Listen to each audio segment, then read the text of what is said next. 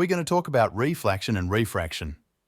Light travels in a straight line path in a homogeneous medium until it encounters a boundary between two different media.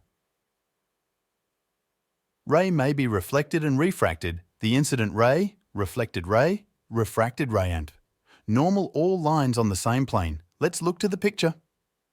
The picture shown that ray 1 is the incident ray, ray 2 is the reflected ray, ray 3 is refracted into the lucite, ray 4 is internally reflected in the lucite, ray 5 is refracted as it enters the air from the lucite. Next is about law of reflection. What is normal line? Normal line is line that perpendicular to surface. The angle of incident ray to normal line is equal to the angle of reflected ray to normal line. Let's move to refraction of light. The frequency stays the same, but the wave speed and the wavelength do change. Light may refract at a lower speed material. The angle of refraction is less than the angle of incidence, and the ray bends toward the normal. Next one is about index of refraction. Why the light refracted? The light refracted because of different speed in two media. The formula to calculate index is speed of light in a vacuum divide by speed of light in a medium. Last one is about Snell's law of refraction. The ratio of the sine of incident angle.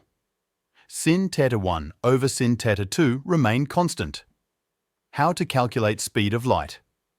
The formula is written in this slide. Next, velocity is equal to frequency times lambda. Next, we will move to next subtopic, which is dispersion. We will move to dispersion of light. First, the index of refraction, n, in anything except a vacuum depends on the wavelength of the light. Second, this dependence of n on 1 causes dispersion. Snell's law indicates that the angle of refraction made when light enters a material depends on the wavelength of the light. At the below is the equation to find index. Dispersion in prism. The amount the ray that bent away from its original direction is called the angle of deviation, delta. Since all the colors have different angles of deviation, they will spread out into a spectrum. Okay, how about prism spectrometer? A prism spectrometer uses a prism to cause the wavelengths to separate. The instrument is commonly used to study wavelengths emitted by a light source. Here the prism may be replaced. A rainbow is an optical phenomenon formed when visible light is scattered by airborne water droplets. Let me show you how rainbow is formed. Do you know that the white light is made up of 7 of different color? Yes, it is. The raindrops act as small prims and sun's white light into a band of 7 colors. A rainbow can only be seen when the rain and sun occur at the same time. As light enters a rainwater droplet, it bends slightly in separate angles, forming different light rays.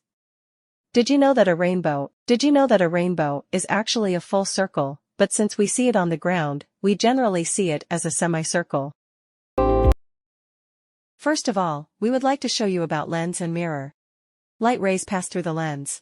Light rays are reflected by the mirror surface. Also, there is ray approximation, which light travels in a straight line path in a homogeneous medium until it encounters a boundary between two different media. The ray approximation represent light beams.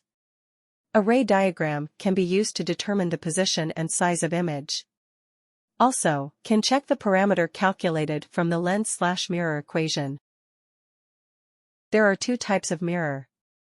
It is concave mirror and convex mirror.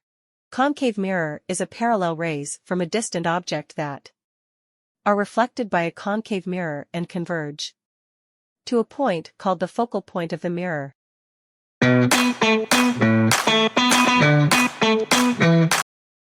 Then, in convex mirror it's same as concave mirror, but it is diverged to a focal point.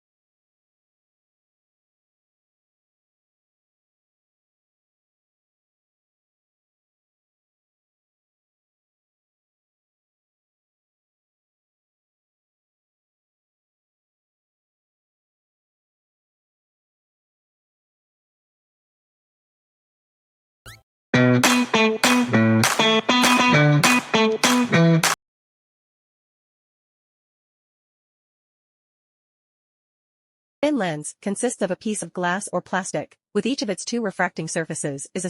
These are examples of converging lenses. They are thickest in the middle. These are examples of diverging lenses. They are thickest at the edges. Parallel rays from a distant object passes through the convex lens and converge